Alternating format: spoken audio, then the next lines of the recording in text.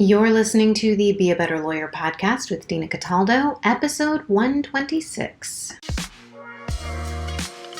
So how do high-achieving lawyers break through generations of being taught that we have to grind ourselves into the ground to get results for clients, build a successful business, and create a life we love? While law schools are busy teaching the rule of law, they're slacking on teaching us how to be a better human to create for ourselves the success we thought we'd achieve after law school.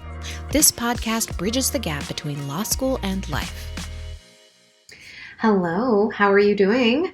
So today I'm going to talk about the law of inspiration and how it applies to moving the needle in your legal practice if you're a legal entrepreneur. And I know that a lot of lawyers who have their own practices don't really call themselves entrepreneurs, but that is exactly what you are. I think being an entrepreneur is one amazing path for personal growth. So I'm really excited to talk about this topic. But before I do, I want to give you a little taste of what I was inspired, see what I did there, to create the other night. I asked myself, how could I help legal entrepreneurs simplify their lives and their practices? And I came up with my Legal Entrepreneurs Masterclass series. So before I talk about this, I want to bring your attention to something.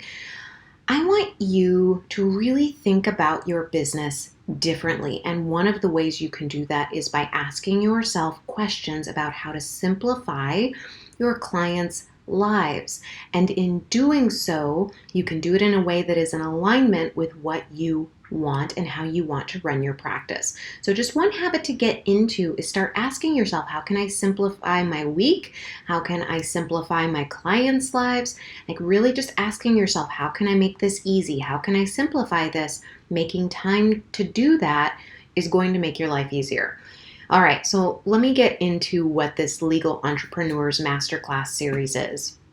I'm creating 4 one-hour master classes where I show you exactly how to trash your to-do lists, master your calendar, get unstuck, give you a masterclass in advanced self-confidence to build your visibility capacity. And all of these things that I just said are fancy ways of saying you're going to grow your ability to become more productive in your business, doing the right things, and reduce your stress levels, which is what I am all about. We focus on so many of the wrong things in our businesses, and I want to help you refocus your brain on the things that will move the needle for you in your practice. So it's time to get excited now. I know you want me to tell you when it's going to happen. You want me to get to that part where I give you a link and all of that. All I can say is that it's happening soon. If you want to make sure you don't miss out on it and you want to get a head start on mastering your calendar, you can head on over to my website, dinacataldo.com/busy-lawyer. And at that particular link, you're going to find a Busy Lawyer's Quick Start Guide to getting 5 hours back each week. You'll get on my email list and you will be the first to know when my Legal Entrepreneurs Masterclass series is up. And I'm going to make sure that you're taken care of on this because I know that simplifying things is what I know you want to be about. You want it to be easy. You want it to feel good running your practice. So I am going to give you the goods on this. And I'm going to make sure that it's something that is delicious. You're not going to want to miss it. Okay, so let's talk about the law of inspiration. I was on one of my walks one morning this week, and I came to some conclusions. I've been working my way through Jack Canfield's Success Principles, and it's a very big book, but it is full of some amazing concepts. And one of the exercises he has you do is to list 30 things you want to do, 30 things you want to have, and 30 things you want to be in your life. And as I went through these lists, I recognized I've done so many of the things that I've wanted to do, and I have a lot of what I want, and I already am a lot of the roles I want to have in my life. And if you try this exercise, and I encourage you to do it, you may come to the same conclusion. So then what does that leave us with on these lists? Well, it leaves us with specific areas of focus where we can direct our brain to achieve and achieve big time, because I know if you're a lawyer, you have worked your butt off and you've achieved a heck of a lot of success in your life. But there are certain blind spots that you likely have, and these lists are going to help you find them. So in the last episode, I talked about getting more specific on your goals, and doing Jack Canfield's exercise will help you with that. But what happens once you know what your goal is? How do we begin moving towards our goals?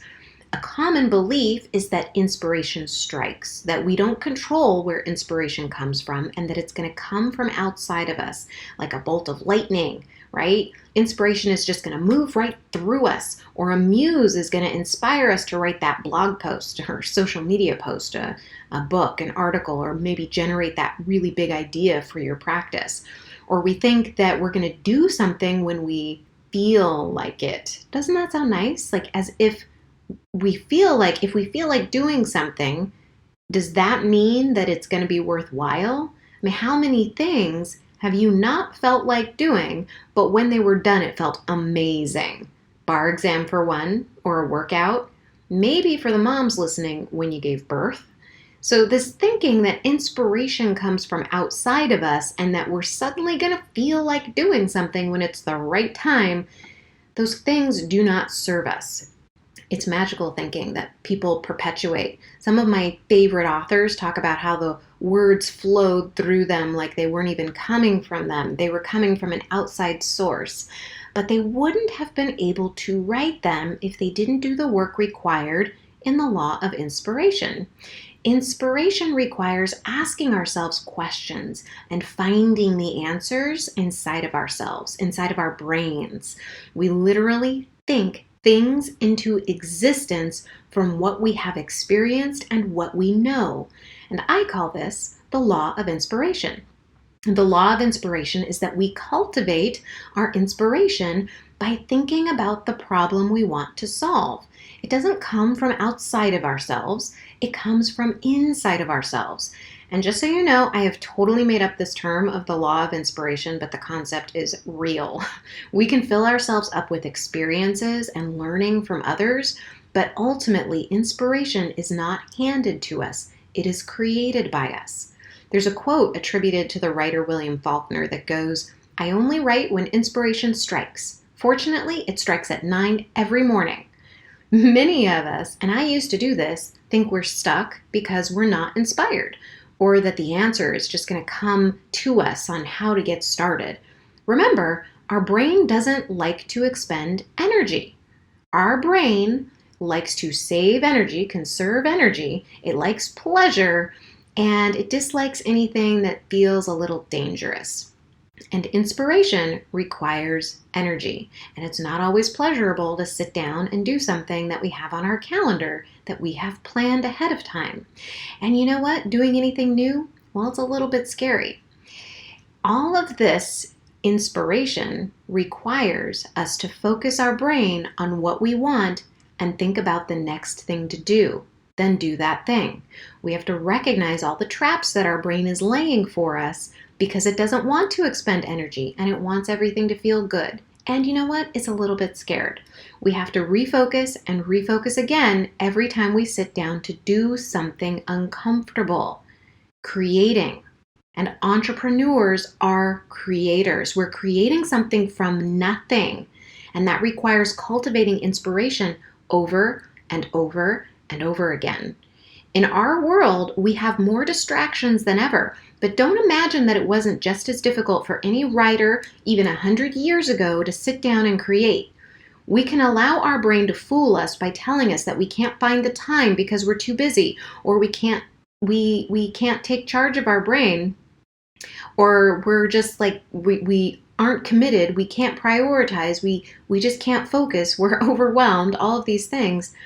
Or we can be committed to the process of refocusing our brain and reprioritizing the fact that we want to create inspiration. Every day we have to sit down and feel the resistance and sit down to create. That resistance is going to come.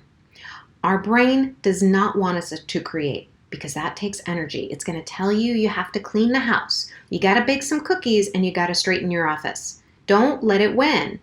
For me, there's really one area I want to focus on in growing my coaching practice right now, and that's having more fun and keeping these things simple as I grow my coaching practice. So why fun and simple? And I tell you this because I know a lot of people want to hear my thoughts about growing a business.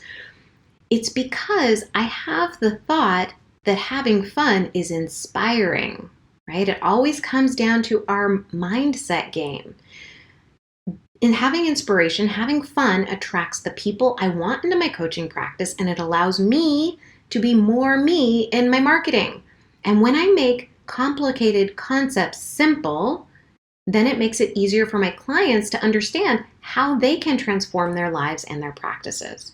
So when I coach my clients, they inevitably say that the clients who are the least fun are the ones who are constantly needing something from them and generate the least income. And of course, they're also the ones who leave the worst reviews.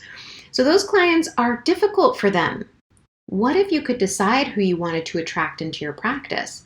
What if you decided that you wanted clients who were more understanding? How could you cultivate that in your marketing, in your intake processes? These are the kinds of questions you can begin asking yourself to get your mind turning in the direction you want. This is the process of honoring the law of inspiration. Cultivating energy to ask those questions and answer them is work for our brains. And your brain won't want to do it. It's going to tell you you don't know how, that it's confusing. And that is completely normal. Those are the things it says to keep you spinning in your brain instead of taking action. Because, say it with me, taking action requires energy. Remember, your brain is in the business of conserving energy. Building your legal practice and retraining your brain takes work. It takes discipline and energy and guidance, and our brain wants to shut down and watch the new season of The Crown. It wants to check social media one more time or double check that we haven't missed an email. That's easier, and you get a quick dopamine hit too. And my clients see this transformation as essential. I focus my brain on helping those clients who want to build their practice to be more fun and simple. Our brain has been trained to believe that working harder is the solution and staying later at the office is the solution to all our problems. And if you're a lawyer listening to this podcast, my guess is your problem isn't that you're lazy. You do a lot of work, but you haven't been working on the right things. Helping my clients rewire their brain to focus on the right things helps them grow their practice. If you choose to do this work on discovering what you want and where you want to focus your attention, I want to give you some warning. Some people tend to look at something on their list, right, the list that we've been talking about, and say, it's impossible. I can't do that. And there's still other people who won't even write down what they want because they don't want to feel disappointed if they don't get it. They don't want to allow themselves to dream because they think the disappointment is going to hurt too much. And if that's you, know that the worst that can happen is a feeling. Feeling disappointed is not going to kill you. But if you don't write it down, if you don't write down your dreams, if you don't allow yourself to dream, you're just feeling that disappointment ahead of time because you're not even making a legitimate attempt. You're just failing by default. And if you're choosing to live your life by default, why? Why are you choosing to feel uninspired? Because we can choose to live in inspiration. It is work. It does take focus. But when you honor the law of inspiration, you are honoring your dreams. Now, if you want to lead a more inspired legal practice, I am here for you. I can help you get clarity on what you want in a strategy session. And if you decide that you want to work with me, I will share with you exactly how we can do that. You can book a call with me at dinacataldo.com/strategy session. And I hope you have a wonderful and inspired rest of your week. Was that a little too corny? Was that a corny ending? I just added that in. I just thought, you know what? Why not? Why not be a little more fun and a little bit more inspired the rest of your week? What can you do to add just a little bit more fun and simplicity into the rest of your week? All right, I will talk to you soon. Bye.